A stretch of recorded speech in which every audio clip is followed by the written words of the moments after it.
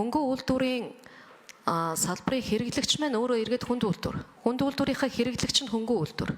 Аж үйлдвэрчлэлийн бодлого буюу манай байнгын орооны бодлого бол энэ хөнгөн үйлдвэрийг кластер маягаар бие биенээ дэмжиж хамтд нь хөгжүүлж ижил үр дүн гарна л гэдэг ийм бодлогыг бид барьж байгаа шүү дээ. Хүнд үйлдвэрүүд явахдаа уул уурхай салбарын үйлдвэрүүд явахдаа жижиг дунд үйлдвэрлэлээ хөнгөн үйлдвэрийнхаа бодлогыг дэмжиж тэндээс орж ирж байгаа орлогын хуваарлтанд ч гэсэн хөрөнгө оруулалт нь тэр бодлого руугаа чиглэж явах хэрэгтэй. Нөгөө эдийн засгийг солонгоруулах асуудал маань л энэ дээр яригдаад байгаа.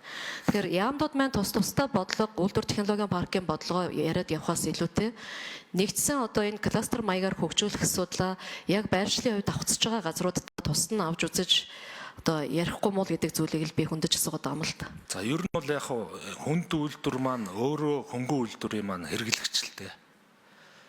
1000-аас 2000 ажилтнанд тэнд ажиллана гэдэг маань өөрөө одоо катеринг зардал гэж ярьдаг, бид нар хоол хүнсний зардал, за ажлын хувцсны зардал, бусад одоо тэр жижиг дунд үйлдвэрлэлийг дэмжих зардал гэдэг. Бага үйлдвэрүүд маань тэртэрнгөө за өмнө говийг аваад үзэх юм 5 толгой, хувидлогоо, хоошо зэсийн одоо эрдэнэт үйлдвэрүүд эднэрийн жишгийг аваад үзэх юм бол тэр авийн малчид өрхүүд маань ерөөсөө энэ үйлдвэрүүдэд түшиж амьдэрдэг ийм л юутай байгаа. Тэгээд яг одоо энэ дархны ялангуяа төвийн бүсэд байгуулах гэж байгаа үйлдвэрүүд дээр хөнгөн үйлдвэрийн яамтайгаа бас бодлого уйлдуулж харцгаая гэж бодож байна.